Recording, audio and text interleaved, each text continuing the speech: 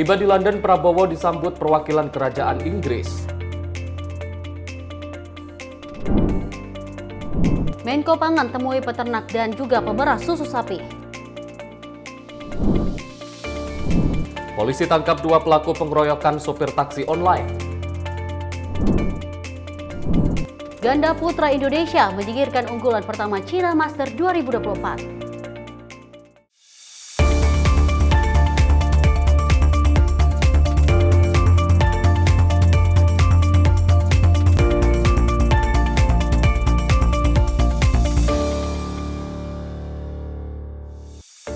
Halo, selamat malam pemirsa. Selamat malam Arif dan juga pemirsa, senang sekali rasanya kami hadir mengisi ruang informasi Anda.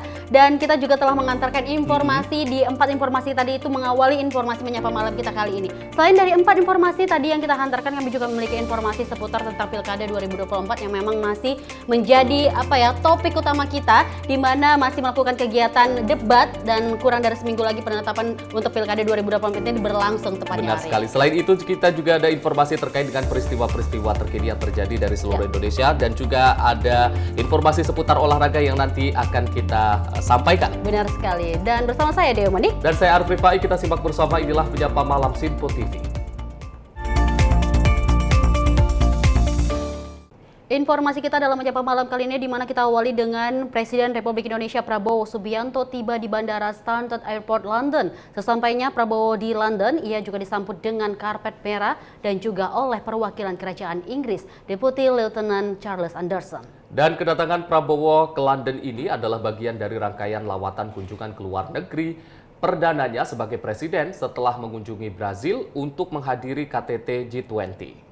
Presiden Republik Indonesia Prabowo Subianto tiba di Bandara Stansted Airport London pada Rabu 20 November 2024 waktu setempat. Kedatangan Prabowo ke London ini adalah bagian dari rangkaian lawatan kunjungan ke luar negeri perdananya sebagai presiden. Setelah sebelumnya Prabowo mengunjungi Brazil untuk menghadiri KTT G20 dan beberapa negara lainnya. Sesampainya Prabowo di London, ia disambut dengan karpet merah dan juga perwakilan kerajaan Inggris, Deputi Lieutenant Charles Anderson. Keduanya terlihat saling bertegur sapa dengan penuh kehangatan meski cuaca di London terbilang sangat dingin karena suhu mencapai -1 derajat. Prabowo dalam kesempatan itu mengenakan jubah panjang hitam dan berpeci hitam. Nampak turut menyambut kehadiran Prabowo di London diantaranya Dubes RI di London Desra Percaya, Dubes Inggris untuk Indonesia Jeremy CVOB, KBRI London Kol Faisal Ridwan, serta Wakil Ketua Komisi 1 DPR RI Budi Satrio Jiwandono. Tim redaksi Sinpo TV melaporkan.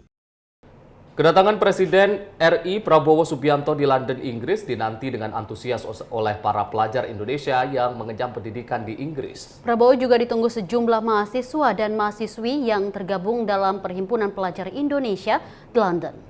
Kedatangan Presiden Republik Indonesia Prabowo Subianto di London, Inggris dinanti dengan antusias oleh para pelajar Indonesia yang mengenyam pendidikan di Inggris. Setibanya Prabowo di hotel tempat ia menginap di London, ia diberi buket bunga oleh perwakilan penyambut. Prabowo ditunggu sejumlah mahasiswa dan mahasiswi yang tergabung dalam Perhimpunan Pelajar Indonesia atau PPI London. Kita sebagai tim PPI telah prepare dari jam 6 pagi, bahkan ada yang dari jam 4 pagi untuk memprepare makanan dan beberapa dokumen juga agar perjalanan Pak Prabowo di sini berjalan semua dengan lancar. Wah, itu salah satu pengalaman yang nggak bisa terlupakan lah, salah satu pengalaman yang tak bisa tergantikan karena saya juga belum pernah ketemu langsung dengan Bapak Presiden, dan barusan ketemu langsung itu jujur bikin saya merasa lebih semangat lagi juga gitu untuk belajar.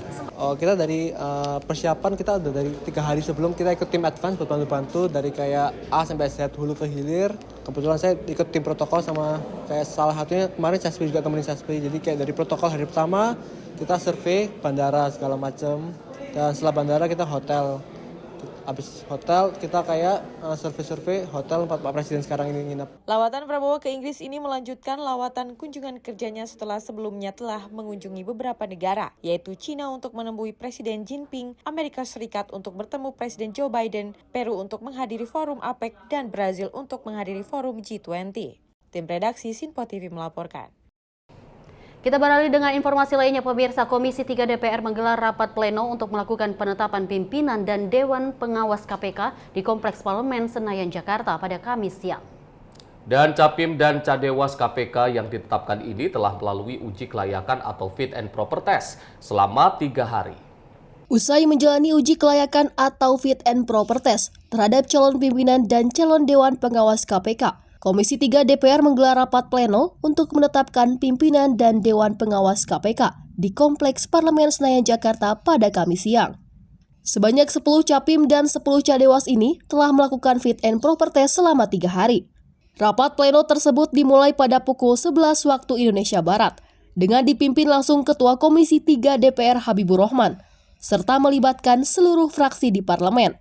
Dari Jakarta, Farizal Davarizkiano, Sinpo TV melaporkan. Komisi 3 DPR RI kembali menggelar rapat konsultasi dan pendalaman terhadap 10 calon Dewan Pengawas Komisi Pemberantasan Korupsi untuk masa jabatan 2024-2029. Anggota Komisi 3 maksud kami DPR Republik Indonesia dari fraksi PKS Nasir Jamil ini menyampaikan harapannya agar pimpinan dan Dewan Pengawas KPK yang terpilih dapat bersinergi untuk memperkuat integritas lembaga anti rasuah.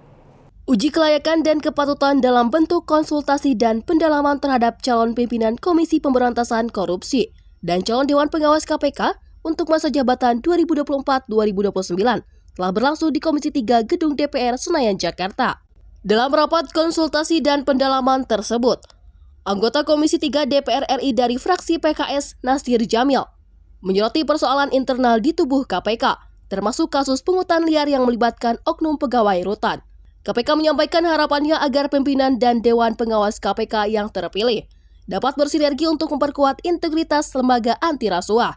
Melihat sinergi ini sangat penting untuk memastikan KPK menjadi lembaga yang transparan dan akuntabel. Oleh karena itu sekali lagi mudah-mudahan Dewas ke depan ya itu bisa berkolaborasi sehingga bisa meningkatkan integritas KPK melalui transparansi, keterbukaan, dan akuntabilitas. Nah ini mudah-mudahan pegawai di KPK itu bisa menjadi bahagian yang tidak terpisahkan sehingga kemudian komisioner KPK, Dewas, dan pegawai KPK bisa menjaga marwah dan martabat Komisi Pemberantasan Korupsi. Demikian. Proses pendalaman terhadap calon Dewan Pengawas menjadi bagian dari upaya Komisi 3 untuk memastikan bahwa para pemangku jabatan di KPK memiliki komitmen tinggi terhadap pemberantasan korupsi, transparansi, dan akuntabilitas. Tim redaksi Sinpo TV melaporkan. Nama Setio Budianto yang pernah menjabat sebagai Direktur Penyidik KPK terpilih menduduki kursi Ketua KPK periode 2024-2029. Namanya terpilih setelah melalui proses voting oleh seluruh anggota Komisi 3 DPR RI Kamis siang. Setelah menyelesaikan seluruh tahapan uji kepatutan dan kelayakan atau fit and proper test bagi calon pimpinan KPK dan calon Dewan Pengawasan KPK Komisi 3 DPR, selanjutnya proses voting ini dilakukan untuk memilih dan menentukan 5 nama pimpinan KPK termasuk Ketua KPK periode 2024-2029. Proses voting diadakan Kamis siang satu persatu. Anggota Komisi 3 memasukkan suara dukungan masing-masing atas nama calon pimpinan dan Ketua KPK yang dipilih. Selama dalam proses voting tersebut, nama Setio Budianto, Ibnu Basuki Widodo, Johanis Tanak, Fitra Rohcayanto, serta Agus Joko Pramono mendapatkan suara terbanyak dibanding 5 kandidat lainnya. Selama proses perhitungan hasil voting, nama Setio Budianto teratas dalam memperoleh dukungan suara. Dari Jakarta, Farizal Davarizkiano, Sinpo TV melaporkan. Pemirsa, Komisi 3 DPR menetapkan 5 calon Dewan Pengawas KPK untuk nantinya melakukan pengawas lembaga anti rasuah periode 2024-2029. Persetujuan ini berdasarkan melalui voting suara. Komisi 3 DPR menetapkan 5 calon Dewan Pengawas KPK periode 2024-2029 di Kompleks Parlemen Senayan, Jakarta. Penetapan ini berdasarkan musyawarah dan melalui voting suara. Kelima calon Dewan Pengawas KPK ini terpilih, berhasil mengalahkan 5 kandidat lainnya dengan perolehan suara tertinggi. Adapun cadewas yang terpilih tersebut yakni Wisnu Baroto dengan 43 suara, Beni Joshua Mamoto dengan 46 suara, Gus Rizal dengan 40 suara, dan Sumpeno dengan 40 suara, serta Ciska Mirawati dengan 46 suara. Dari Jakarta, Farizal Davarizkiano, Sinpo TV melaporkan. Pemirsa, Menteri BUMN Erick Thohir ini berencana meluncurkan kredit usaha untuk rakyat atau KUR khusus bagi pekerja migran Indonesia. Dan Kementerian BUMN dan Kementerian PPMI pun sepakat untuk melibatkan Himpunan Bank Negara atau Himbara dalam merealisasikan rencana tersebut. Menteri BUMN Erick Thohir mengatakan pihaknya akan menyiapkan kredit usaha rakyat atau KUR khusus pekerja migran dengan limit hingga 100 juta rupiah. Pinjaman tersebut nantinya bisa digunakan oleh para pekerja migran untuk pelatihan, sekaligus solusi untuk menghindari pekerja migran dari jeratan oknum rentenir yang menetapkan bunga tinggi. Nantinya KUR khusus PMI ini akan diberikan oleh Bank Himbara yang memiliki kantor cabang di luar negeri. Lantaran pembayaran akan dilakukan saat PMI telah ditempatkan di luar negeri. Lebih lanjut, Erick pun menjelaskan, kredit usaha rakyat ini akan diberikan khusus bagi pekerja migran yang sudah mendapatkan sertifikat kerja dan membutuhkan dana untuk biaya pelatihan. Dan memang tadi untuk KUR sendiri kan ketika mereka mendapat kepastian bekerja, misalnya biayanya 20 juta, nah kita sudah menyiapkan KUR itu sampai nilainya 100 juta. Artinya mereka bisa langsung menggunakan akses ini. Tetapi memang tadi salah satu yang belum ada solusinya bagaimana kalau dia belum mendapatkan sertifikat bekerja tetapi dia perlu training, pendidikan supaya dia dapat kerja. Nah itu memang tadi salah satunya mungkin kita harus bicara dengan kementerian lain memberikan solusi-solusi atau tadi kerjasama lainnya dengan berbagai pihak. Dari Jakarta, Sri Dewi Handayani, Mutia Anggiani, Sinpo TV melaporkan. Kita beralih ke informasi lain, pemirsa. Pasca meletusnya Gunung Lewotobi, laki-laki di Nusa Tenggara Timur, pemerintah terus mengupayakan tindakan cepat dan akurat untuk meningkatkan percepatan penanganan kepada warga yang terdampak peristiwa tersebut. Nantinya kawasan terdampak Gunung Lewotobi akan dibangun infrastruktur yang memadai dengan bantuan lintas kementerian terkait. Menteri Koordinator Bidang Pembangunan Manusia dan Kebudayaan Pratikno menegaskan bahwa pemerintah akan membangun hunian sementara bagi pengungsi yang terdampak akibat erupsi Gunung Lewotobi laki-laki di Nusa Tenggara Timur. Hal ini disampaikan Pratikno pada rapat tingkat menteri terkait guna mempercepat penanganan bencana sosial tersebut. Dalam pernyataannya di kantor Kemenko PMK, Pratikno menyampaikan pembangunan tersebut juga akan dilakukan pasca mengadakan dialog secara intensif bersama warga yang terdampak bencana. Setelah rapat dengan lintas menteri tersebut, Pratikno menyoroti soal pembangunan renovasi rumah hingga relokasi secara mandiri akan dilakukan secara bersamaan. Tadi sudah dibahas oleh lintas kementerian, oleh Kementerian ATR, Kementerian Lingkungan, juga Kementerian Kehutanan, termasuk Pemprov dan Pemkab, mengenai lokasi mana yang akan dibangun untuk hunian tetap. Itu sudah diidentifikasi, akan kita perdalam lebih lanjut administrasinya, sudah dibahas dengan warga. Jadi ada kementerian, misalnya Pak Kepala BNPB sudah di sana, Pak Menteri Perumahan juga sudah ke sana, terus Pak Menteri Sosial, Pak Wapres sudah ke sana. Jadi dialog dengan warga ini intensif dilakukan dalam rangka untuk penentuan hunian tetap. Lebih lanjut, hasil dari rapat tingkat menteri ini diharapkan mampu memberikan pelayanan secara intensif dan maksimal kepada pengungsi di Flores Timur ke depannya. Dari Jakarta, Max, juru kamera Azizul Faris, Tim Liputan Sinpo TV. Sementara itu, pemirsa, Menteri Koordinator Bidang Hukum, Hak Asasi Manusia, Imigrasi, dan Pemasyarakatan Republik Indonesia, Yusril Iza Mahendra, mengonfirmasi status Mary Jane Veloso, terpidana mati kasus penyelundupan heroin asal Filipina, bukanlah pembebasan. Yusril juga menyampaikan Mary Jane akan dipindahkan kembali ke Filipina melalui kebijakan pemindahan narapidana atau transfer of prisoner. Kabar tentang pemulangan terpidana mati kasus penyelundupan narkotika Mary Jane Veloso masih dalam proses dan belum ada keputusan. Hal ini disampaikan oleh Menteri Koordinator Bidang Hukum, HAM, Imigrasi, dan Pemasyarakatan, Yusril Iza Mahendra, dalam akun media sosial pribadinya. Yusril menyampaikan untuk menghindari kesalahpahaman. Yusril menegaskan bahwa Mary Jane belum dibebaskan, melainkan ada kemungkinan dipindahkan melalui mekanisme transfer of prisoner. Pernyataan Yusril tersebut merujuk pada unggahan Presiden Filipina Ferdinand R. Marcos Jr. di akun Instagram resminya @bongbongmarcos pada Rabu 20 November 2024. Keputusan untuk memindahkan Mary Jane ke Filipina telah disepakati dalam pertemuan pemerintah Indonesia dengan pemerintah Filipina. Tidak ada kata-kata bebas dalam statementnya itu, hanya mengatakan bring her back to the Philippines, membawa dia kembali ke Filipina, bukan dalam arti dibebaskan. Yang benar adalah kita melakukan transfer of prisoner, kita memindahkan narapidana, dan Filipina akan menerima dan akan melaksanakan putusan pengadilan Indonesia. Jadi kita tetap konsisten, kita tidak pernah memberikan grasi kepada narapidana narkotika, dan itu sudah dilakukan sejak zaman Presiden Soeharto sampai sekarang. Itu Presiden kita konsisten.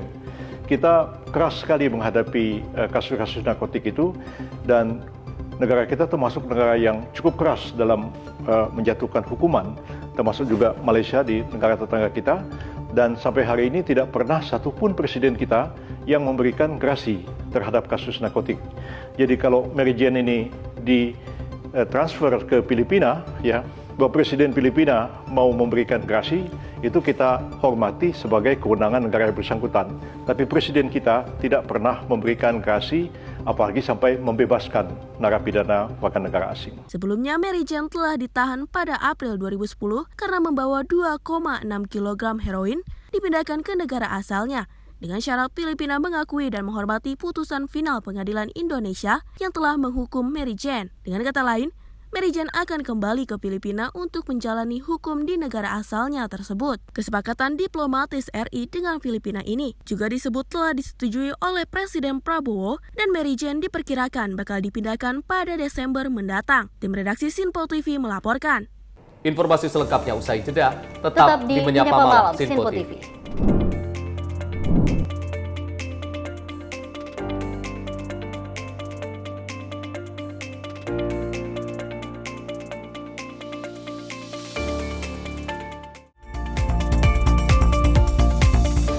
Pemirsa Sinpo TV kembali hadir menemani Anda dengan berbagai informasi yang telah kami rangkum dalam sepekan. Sajian lengkap informasi sepekan kami hadirkan untuk Anda. Badan Legislasi DPR menemui masa unjuk rasa di depan gedung DPR RI Senayan, Jakarta. Menemani akhir pekan Anda bersama keluarga dengan rangkuman berita menyeluruh dalam Sinpo Sepekan setiap minggu pukul 6 pagi hanya di Sinpo TV. Halo, selamat malam pemirsa. Senang sekali rasanya kami mengisi ruang informasi Anda. Akhiri aktivitas Anda dengan rangkuman perkembangan peristiwa yang terjadi sepanjang hari. Sebelumnya kita saksikan ada sekitar 3.000 tamu undangan, sementara di Ibu Kota Nusantara ini ada sekitar 2.000 tamu undangan. Rangkaian informasi nasional dan mancanegara dirangkum sebagai penutup hari dalam Menyapa Malam. Setiap Senin hingga Jumat pukul 8 malam, hanya di Sinpo TV. Halo, selamat pagi pemirsa Sinpo TV. Selamat pagi Andi. Selamat pagi, Ves. Beragam informasi terbaru hadir menemani Anda sebelum memulai hari. Itu memang dari Menteri Perhubungan juga mendukung, betul, dari Menteri Keuangan juga mendukung, dan kita sebagai masyarakat pun juga harus mendukung. Mengangkat isu yang tengah menjadi pembicaraan paling hangat, semarakan pagi Anda bersama Menyapa Pagi. Setiap Senin hingga Jumat pukul 6 pagi, hanya di Sinpo TV. Halo pemirsa, kami kembali hadir dengan sejumlah informasi yang kami himpun dari berbagai penjuru dunia. Rangkaian informasi yang membuat akhir pekan Anda begitu bermakna. Sebuah kelompok di Afrika Selatan memberikan layanan pertunjukan film dengan tenaga surya. Berita yang menjadi sorotan media dari dalam dan luar negeri, kami hadirkan untuk menemani pekan Anda dalam Sinpo Dunia Sepekan, Sabtu dan Minggu pukul 9 pagi, hanya di Sinpo TV. Kami hadir dengan rangkaian informasi dari berbagai penjuru dunia. Topik dan isu yang tengah menjadi sorotan mancanegara dikemas dengan lengkap untuk Anda.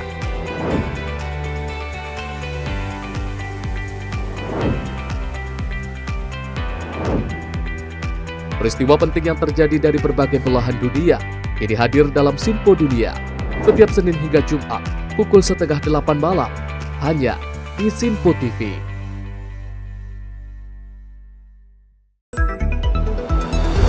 Jadilah yang pertama mengetahui perkembangan terkini seputar informasi dari lembaga parlemen. Punya data nasional, tidak ada satupun backup berarti kan? Tiba-tiba ada putusan yang nggak masuk akal dan seperti ini gitu. Kita biarkan rekomendasi kepada KPK, periksa! Kami hadirkan informasi paling akurat untuk mengawal setiap informasi dalam rapat komisi dan paripurna. Tentunya bersama saya Andi Rezaldi yang telah kami rangkum dalam program Sinpo Parlemen. Saya Arif Rifani. Saksikan Sinpo Parlemen setiap Sabtu pukul 6 pagi hanya di Sinpo TV.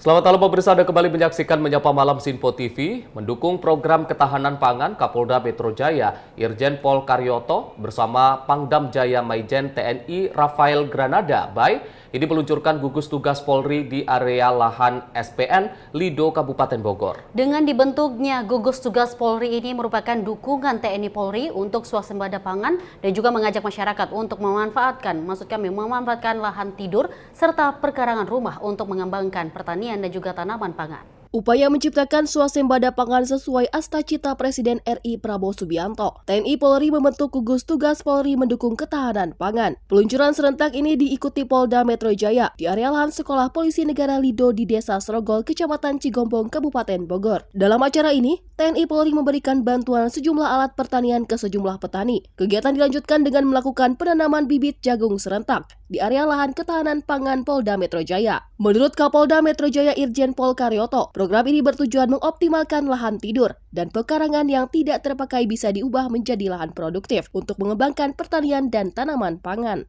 Gerakan masif oleh seluruh masyarakat Indonesia adalah dengan pekarangan pangan bergizi. Ya.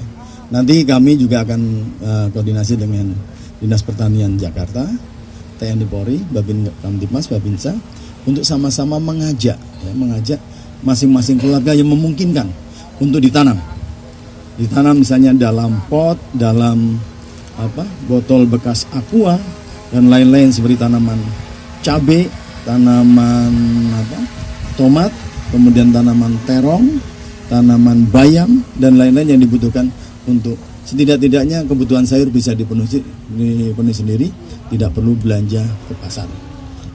Nah, kalau memungkinkan mereka juga kita ajak untuk beternak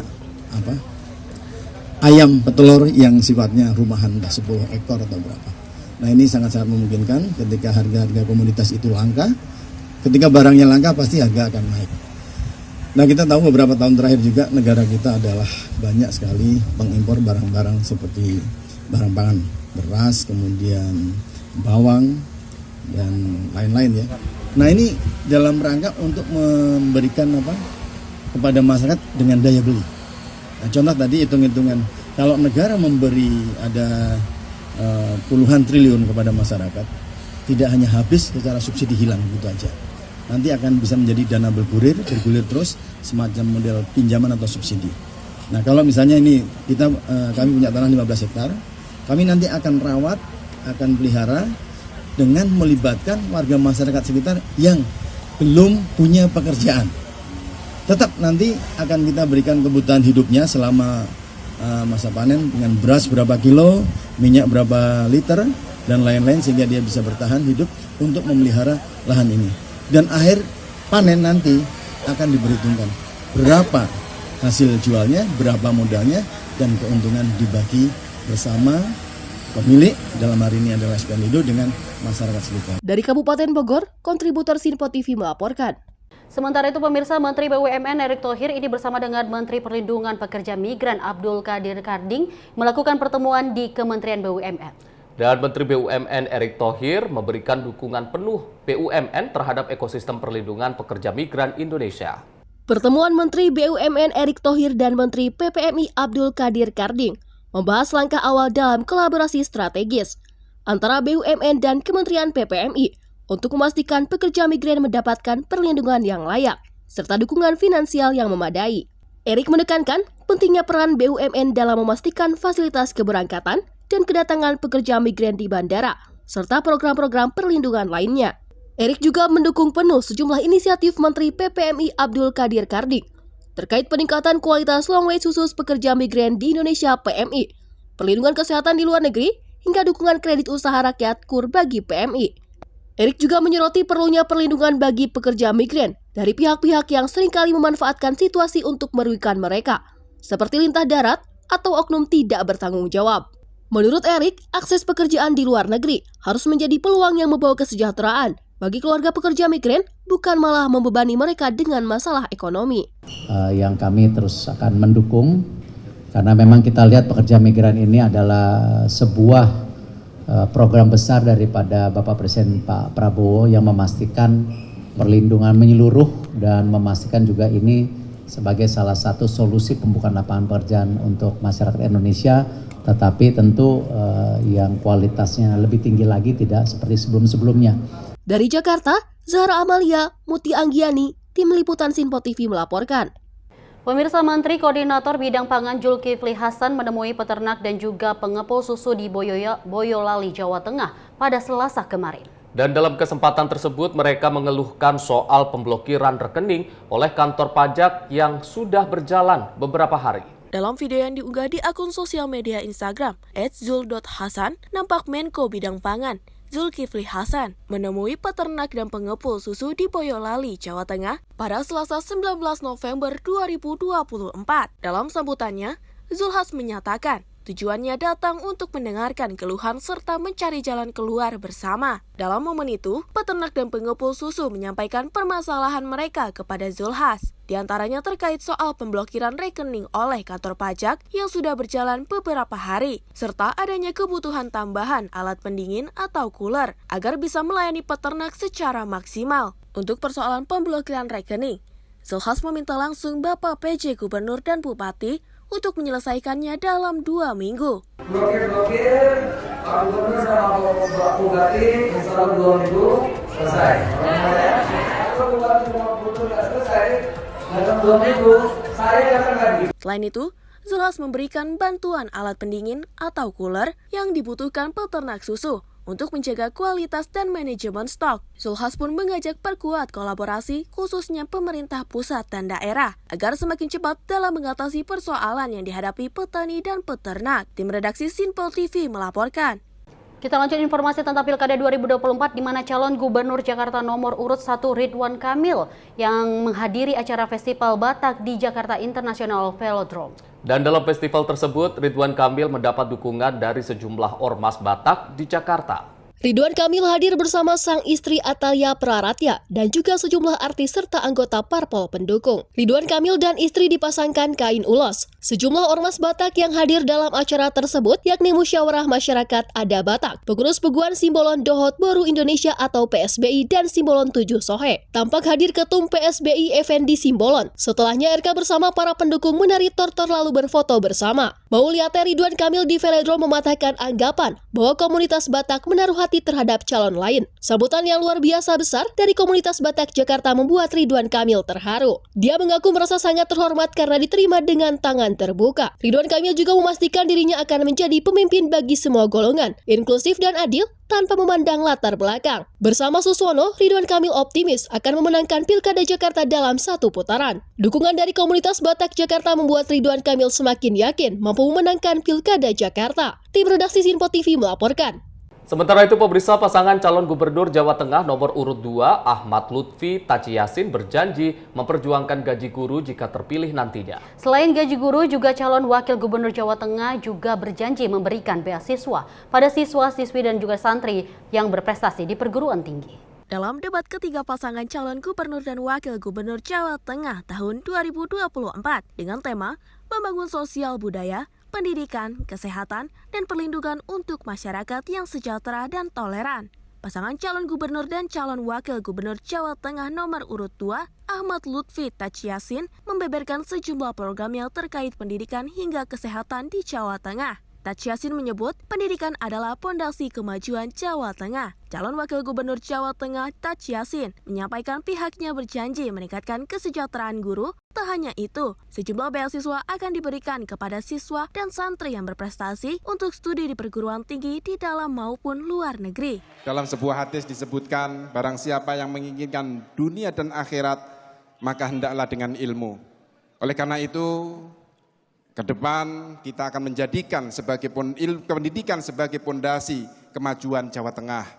Kami akan tingkatkan kesejahteraan guru, kami naikkan Bosda baik negeri maupun swasta.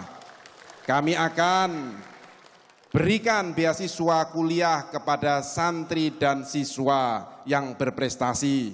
Kami sekolahkan mereka ke kampus-kampus favorit yang ada di dalam negeri maupun luar negeri. pesantren dan sekolah keagamaan akan kita openi. Di sisi kesehatan, pasangan Ahmad Lutfi Tachiasin memastikan pada tahun pertama adanya asuransi kesehatan gratis 100% untuk masyarakat miskin, serta akan memberikan pap smear cervix gratis dan juga melakukan sosialisasi. Tim redaksi Sinpo TV melaporkan. Dan pemirsa, pasangan calon gubernur dan wakil gubernur Banten nomor urut 2, Andra Soni dan Dimyanti Natakusumah ini kembali mengikuti konser Banten Maju di lapangan Kampung Iwul, Kecamatan Balaraja, Kabupaten Tangerang pada Rabu kemarin. Dan sebelumnya Andra Soni Dimyati ini sukses menggelar kampanye akbar perdana sekaligus konser Banten Maju di lapangan Bukit Cilegon Asri, Kota Cilegon.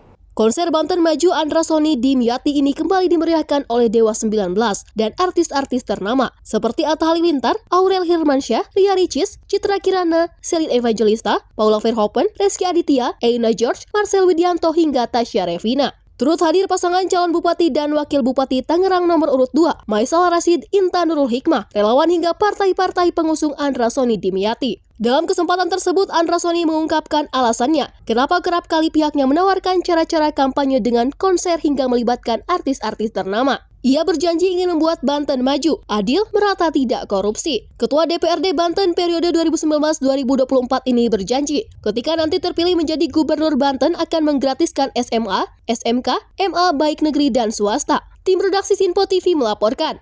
Pemirsa, semakin dekat dengan hari pencoblosan, dukungan elemen masyarakat untuk calon gubernur Jawa Timur nomor urut 2 Khofifah Indar Parawangsa terus bertambah. Perempuan muda yang tergabung dalam aliansi Melati Putih se-Jawa Timur ini menyatakan konsolidannya siap untuk meningkatkan signifikansi kemenangan Khofifah Emil di Pilgub Jatim 2024. Kompak berbaju dan berkerudung pink, para perempuan muda NU ini menyatakan komitmennya untuk memenangkan Khofifah. Menanggapi dukungan ini, Khofifah menyampaikan terima kasihnya pada seluruh elemen ibu-ibu muda dari kalangan NU yang masuk menguatkan barisan pemenangan Khofifah Emil. Lebih lanjut dalam forum ini, Khofifah menjabarkan capaiannya dalam memimpin Jatim di periode pertama, salah satunya adalah dalam hal penurunan kemiskinan. Di tahun 2020, angka kemiskinan ekstrim Jatim ada di angka 4,4%. Dan per Maret 2024, angka kemiskinan ekstrim Jatim turun drastis menjadi 0,66%. Tidak hanya itu, Khofifah juga menjabarkan semangat baru pembangunan Jatim ke depan sebagai gerbang baru Nusantara. Posisi Jatim saat ini adalah pusat perdagangan, pusat logistik nasional. Hal ini didukung dengan 70%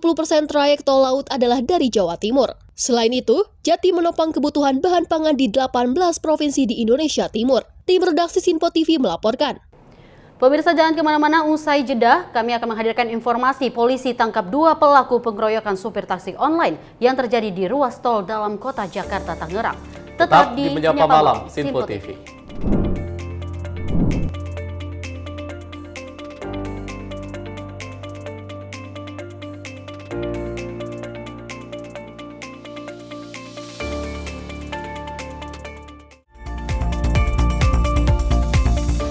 Pemirsa, Sinpo TV kembali hadir menemani Anda dengan berbagai informasi yang telah kami rangkum dalam sepekan. Sajian lengkap informasi sepekan kami hadirkan untuk Anda. Badan Legislasi DPR menemui masa unjuk rasa di depan gedung DPR RI Senayan, Jakarta. Menemani akhir pekan Anda bersama keluarga dengan rangkuman berita menyeluruh dalam Sinpo Sepekan setiap minggu pukul 6 pagi hanya di Sinpo TV.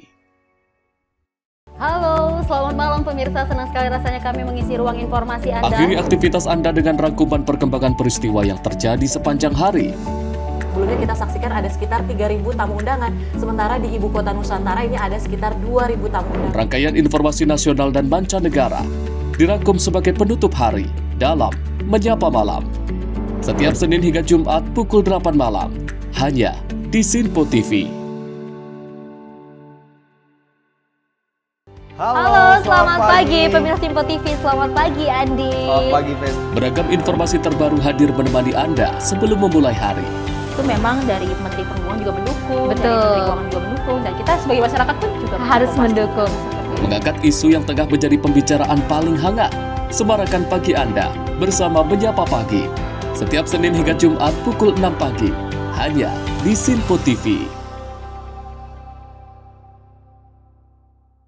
Halo pemirsa Pemirsa, kami kembali hadir dengan sejumlah informasi yang kami himpun dari berbagai penjuru dunia. Rangkaian informasi yang membuat akhir pekan Anda begitu bermakna. Sebuah kelompok di Afrika Selatan memberikan layanan pertunjukan film dengan tenaga surya. Berita yang menjadi sorotan media dari dalam dan luar negeri, kami hadirkan untuk menemani pekan Anda dalam Sinpo Dunia Sepekan, Sabtu dan Minggu pukul 9 pagi, hanya di Sinpo TV.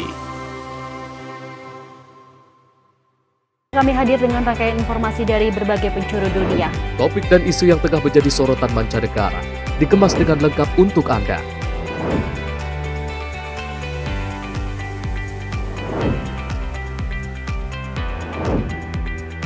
Peristiwa penting yang terjadi dari berbagai belahan dunia ini hadir dalam Sinpo Dunia setiap Senin hingga Jumat pukul 7:30 malam hanya di Sinpo TV.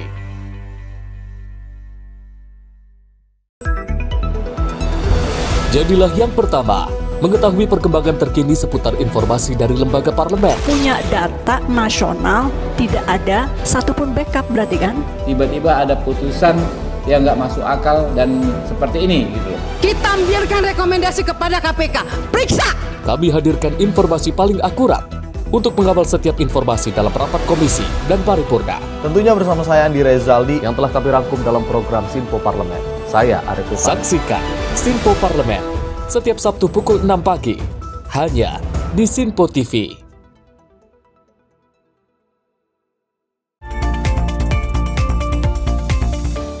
Anda kembali menyaksikan Menyapa Malam Sinpo TV. Kita lanjut informasi. Polda Metro Jaya menangkap 2 orang pelaku pengeroyokan terhadap pengemudi taksi online yang terjadi di ruas tol dalam kota Jakarta, Tangerang, yang juga beberapa waktu lalu viral di media sosial. Dan saksi mata ini menyebut bahwa pengeroyokan pengemudi taksi online yang ditumpanginya itu tidak ada kesalahan kepada para pelaku dan berada di sisi jalan yang benar.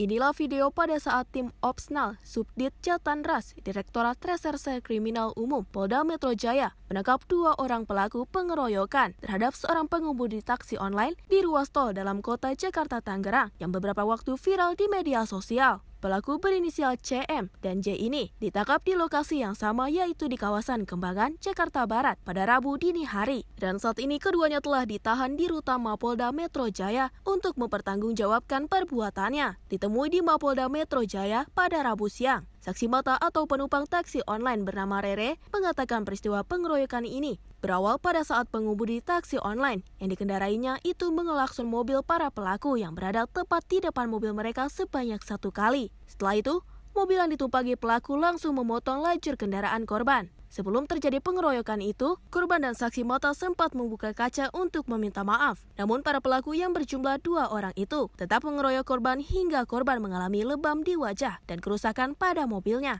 Ya saya nggak bisa berbuat apa-apa karena panik kan, karena emang udah nggak ada, udah bingung, posisi udah bingung mas, nggak bisa buka kaca, nggak ada yang nolongin juga. Itu yang klakson itu malah orang-orang belakangnya, bukan saya gitu, bukan dari mobil saya maksudnya. Iya, biar nggak panjang juga sih, biar nggak, takutnya kan kayak gitu kan bikin beruntun ya, karena kita di jalur cepat gitu, takut bikin kecelakaan aja. Sampai akhirnya prosesnya habis itu sih ya langsung drivernya malam hari Senin itu langsung ke polisi sih, lapor ke Polda sini. Dua orang. Yang melerai memang perempuannya gitu, yang narik baju sih ininya. Melerai ada 2 cewek kalau nggak salah ya. 2 cewek. Jadi di dalam mobil itu ada 2 cewek, 2 cowok kayak gitu. Video viral pengeroyokan terhadap pengemudi taksi online berinisial EA ini terjadi pada hari Minggu tanggal 17 November lalu. Akibatnya korban mengalami luka lebam di bagian wajah dan kerusakan terhadap mobil hingga berujung melapor ke Mapolda Metro Jaya. Dari Jakarta, kontributor Sinpo TV melaporkan. Pemirsa, polisi menggerebek sebuah villa di Bali yang dijadikan laboratorium pembuatan alias produksi narkotika jenis hasis dan pil Happy Five. Polisi juga menyita sejumlah peralatan laboratorium yang juga merupakan barang bukti, serta 4 orang turut diamankan dalam pengungkapan kasus tersebut. Bareskrim Polri menggerebek pabrik narkoba tersembunyi atau clandestine laboratorium berjenis narkotika hasis di sebuah villa yang berlokasi di Jalan Cempaka Gading, Unggasan, Kecamatan Kuta Selatan, Kabupaten Badung, Bali. Nilai narkoba yang disita mencapai triliunan rupiah, terdiri dari narkoba berbagai jenis dan alat produksi membuat narkotika. pabrik narkoba itu sengaja beroperasi di tengah pemukiman penduduk untuk menyamarkan kejahatan tersebut. Kabar Reskrim Polri Komjen Wahyu Widada mengatakan, baru kali pertama ada laboratorium narkoba yang memproduksi hasis di Indonesia. Laboratorium serupa yang sudah digerebek di sejumlah daerah di Indonesia rata-rata hanya memproduksi ganja sintetis. Polisi menyita sejumlah peralatan laboratorium dan mesin produksi yang digunakan untuk mengolah hasis, ganja, dan pil Happy Five. Terdapat juga bahan kimia dan lainnya yang digunakan untuk meracik hasis dan pil Happy Five hingga siap diedarkan. Tak hanya barang bukti berupa hasis dan pil Happy Five siap edar, sebanyak 4 orang turut diamankan. Pabrik narkoba mendapatkan bahan baku dan alat dari Cina, dipakai untuk memproduksi hasis 1.000 kg lebih dan 32 juta butir pil koplo Happy Five. Dengan bahan baku dan peralatan tersebut, pabrik itu mampu memproduksi narkoba dengan total nilai 1,5 triliun rupiah.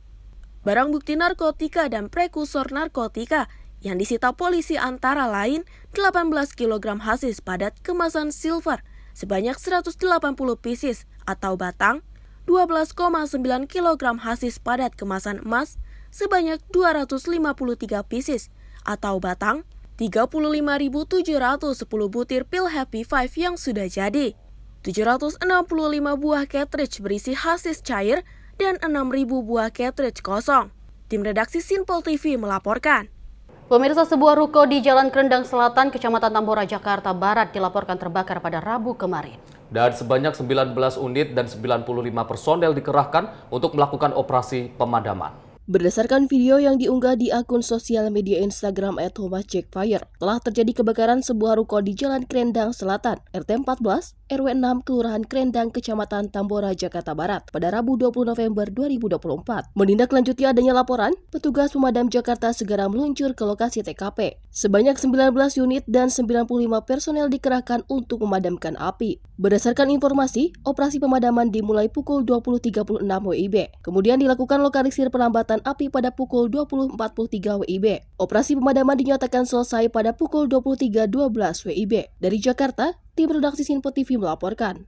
Pemirsa, kawasan Jalan Dayu Kolot, Kabupaten Bandung, Jawa Barat terendam banjir setelah diguyur hujan deras. Sejumlah pemotor yang nekat melewati kawasan banjir ini mengalami mogok dan juga menyebabkan kemacetan arus lalu lintas.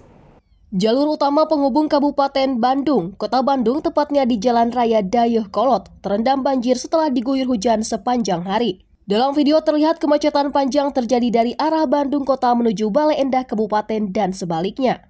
Banjir cukup dalam, mencapai 40 cm lebih, membuat pengguna kendaraan memilih balik arah dan ada juga yang nekat menerobos genangan air.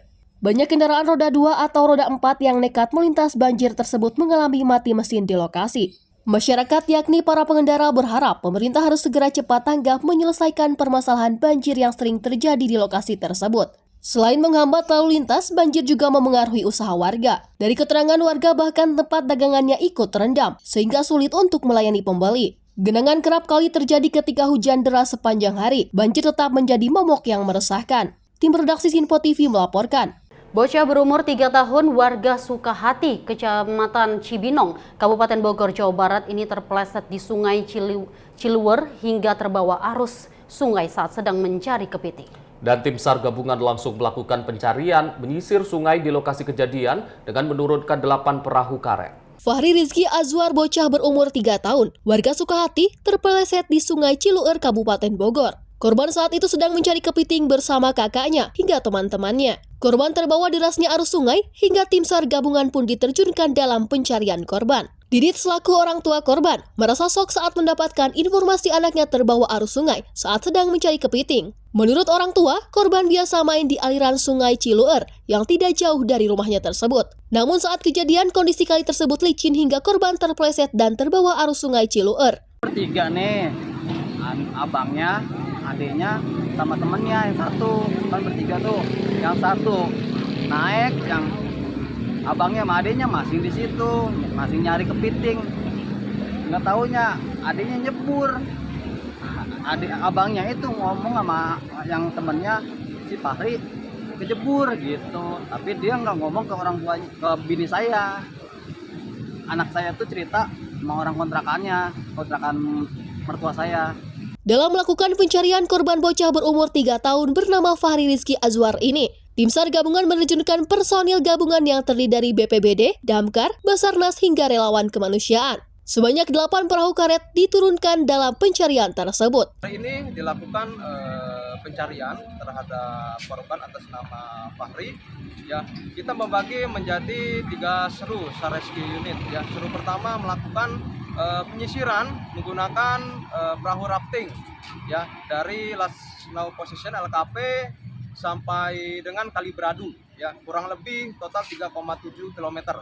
Tim SAR gabungan terus melakukan penyisiran di Sungai Ciluer. Di lokasi korban terbawa arus sungai. Tim penyelam pun dikerahkan dalam pencarian tersebut. Hingga kini, pencarian korban masih berlangsung. Polisi pun langsung memasang garis polisi di lokasi kejadian. Dari Kabupaten Bogor, Sultoni melaporkan.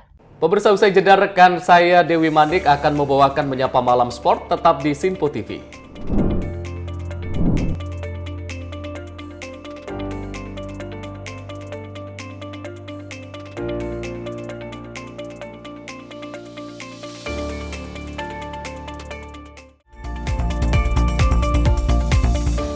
Pemirsa, Sinpo TV kembali hadir menemani Anda dengan berbagai informasi yang telah kami rangkum dalam sepekan. Sajian lengkap informasi sepekan kami hadirkan untuk Anda.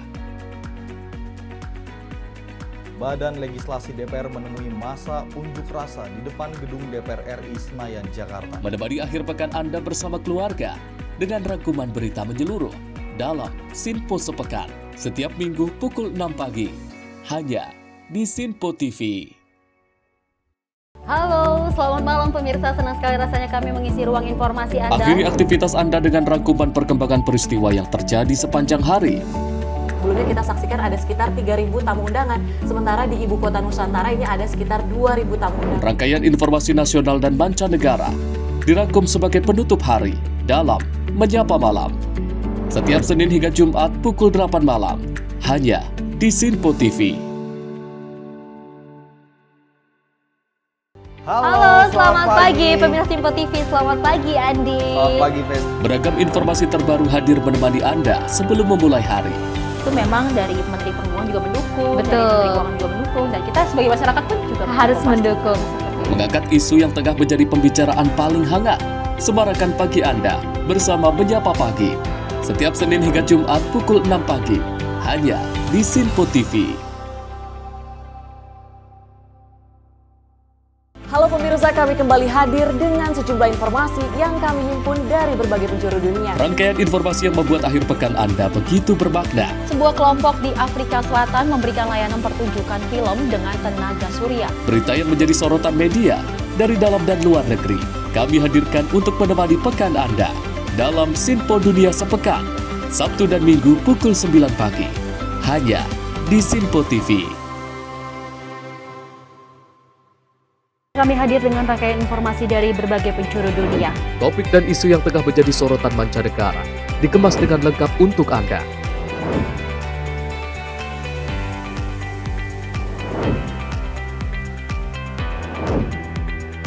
Peristiwa penting yang terjadi dari berbagai belahan dunia ini hadir dalam Sinpo Dunia setiap Senin hingga Jumat pukul 7:30 malam hanya di Sinpo TV.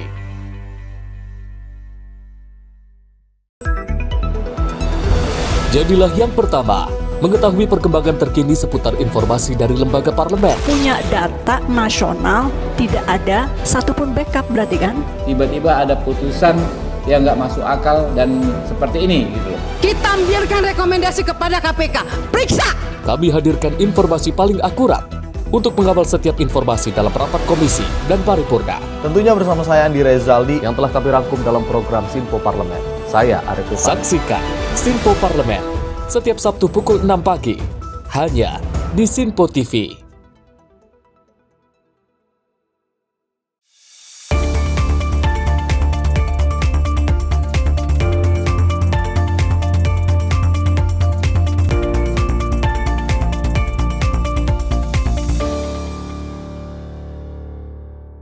Pemirsa, Anda kembali menyaksikan Menyapa Malam Sport dan kita lanjut dengan informasi ganda putra Indonesia Sabar karyawan utama Muhammad Reza Valevi ini menyingkirkan unggulan pertama Liang Weikeng dan juga Wang Chang di 16 besar China Master 2024. Kemenangan ini mengantarkan Sabar Reza ke babak perempat final China Master 2024.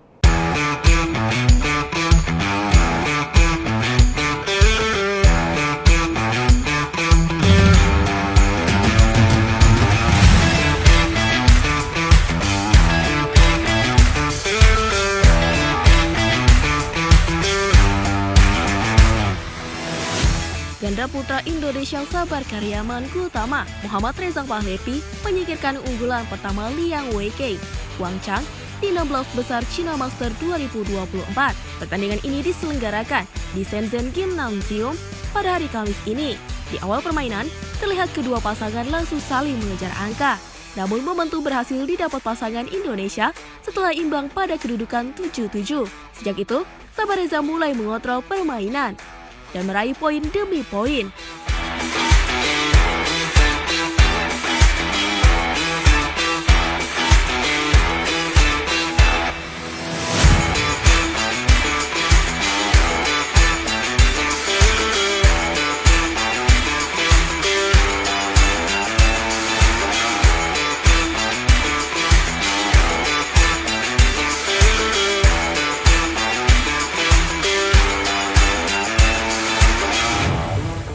Dalam 10 menit, Sabar Reza pun berhasil merebut game pertama atas wakil tuan rumah Liang Wang dengan skor 21-10. Masuk ke game kedua. Pertandingan berjalan sengit. Kedua pasangan saling mengejar. Seperti game pertama, Sabar Reza perlahan-lahan mulai menambah keunggulan atas lawan. Sabar Reza mampu memimpin 11-8 saat interval game kedua. Setelah interval, Sabar Reza masih terus mengontrol permainan dan mempertahankan keunggulan.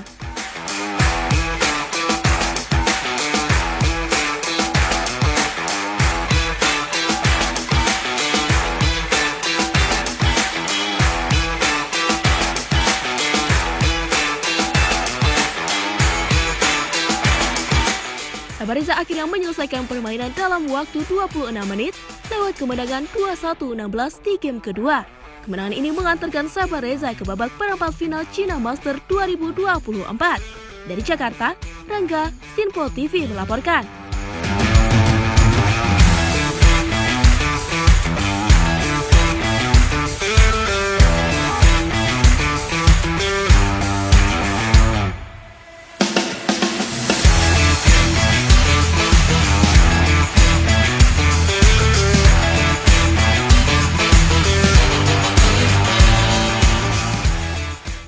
Sementara itu pemirsa, atlet tunggal putra Indonesia Jonathan Christie berhasil melangkah ke babak perempat final China Master 2024.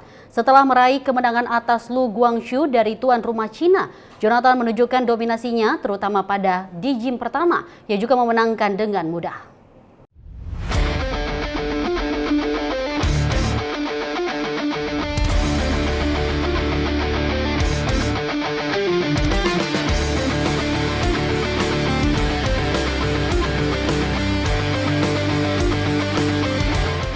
Pada dalam pertandingan bulu tangkis tunggal Indonesia, Jonathan Christie menunjukkan performa yang mengesankan di China Master 2024 dengan meraih kemenangan melawan Lu Guangzhou dari China dalam pertandingan yang berlangsung di Shenzhen Gymnasium pada Kamis 21 November 2024.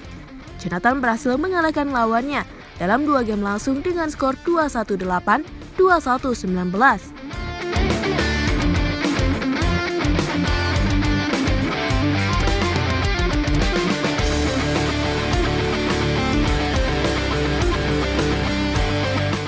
Kemenangan ini menegaskan dominasi Jonathan, terutama di game 1.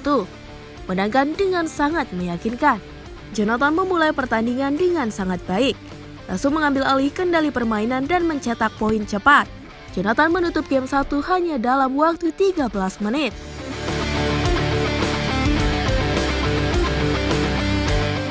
Lu Guangzhou memberikan perlawanan yang lebih ketat di game 2. Pengalaman dan ketenangan Jonathan membantunya untuk tetap unggul hingga akhir pertandingan. Dengan hasil ini, Jonathan Christie memastikan tempatnya di perempat final.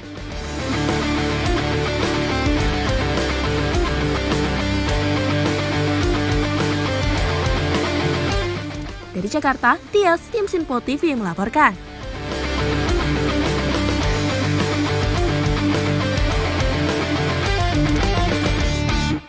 Dalam kelanjutan NBA bagian wilayah timur yang juga mempertemukan Boston Celtics versus Cavaliers di TD Garden, ini juara bertahan NBA Boston Celtics mempertahankan rekor 15 win streak Cavaliers.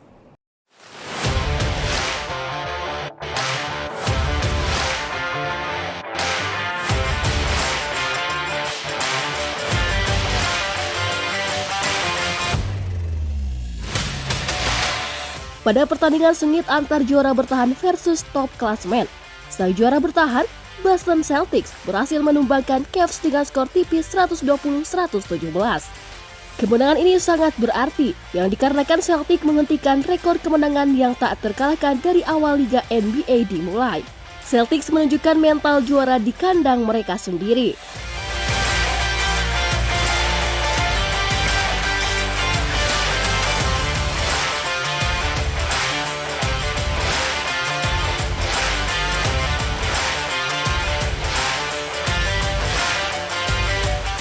Celtics tampil dominan pada kuarter 1 dengan perbedaan 6 poin.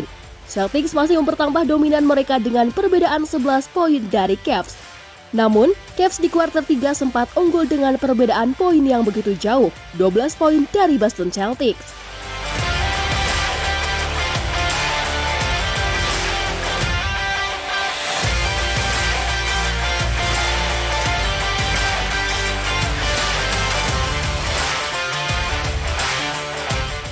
Namun Boston Celtics mampu membalikan keadaan dan mampu mempertahankan keunggulan. Hingga pertandingan berakhir, kemenangan ini mempertambah dan memperkokoh di top 2 klasemen wilayah timur dengan kemenangan 12-3.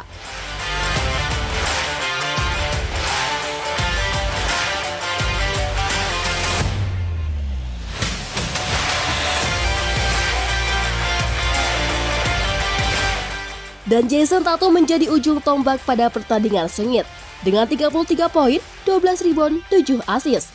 Pada kemenangan ini di kandang sendiri, Boston Celtics bertekad mempertahankan gelar juara mereka pada tahun ini.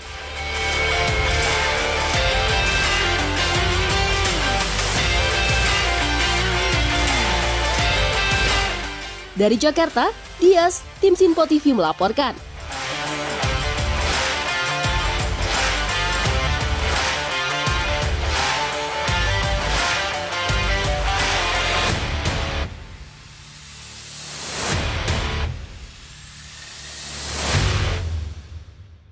Pemirsa, pertandingan NBA yang mempertemukan Golden State Warriors versus Atlanta Hawks, Warriors meraih kemenangan mengesankan atas Atlanta Hawks dengan skor 120-97.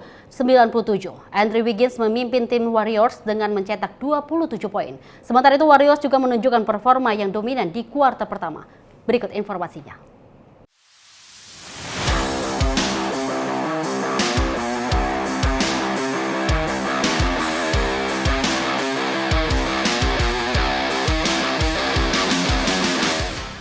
Pada pertandingan NBA yang berlangsung pada November 2024 yang mempertemukan Golden State Warriors versus Atlanta Hawks, Golden State berhasil mengalahkan Hawks dengan skor 120-97.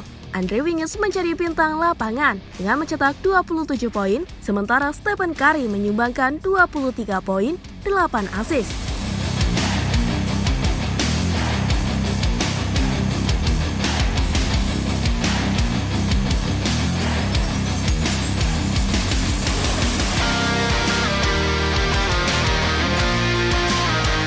Warriors menunjukkan performa yang dominan dan agresif.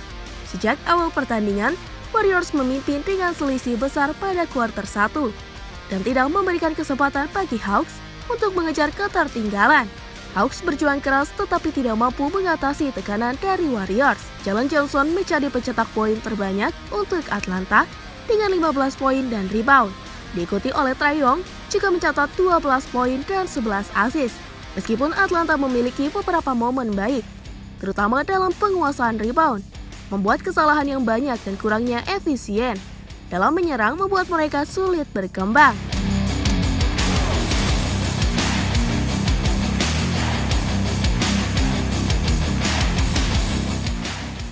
Warriors memanfaatkan setiap peluang yang ada, terutama melalui serangan cepat dan permainan tim yang solid. Draymond Green meskipun tidak mencetak banyak poin, tetapi memberikan kontribusi penting dengan 9 assist dan 7 rebound.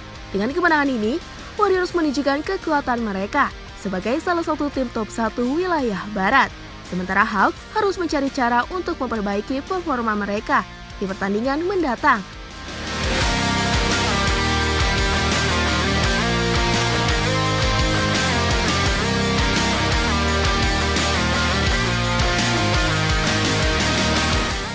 Dari Jakarta, Tias, tim Sinpo TV melaporkan.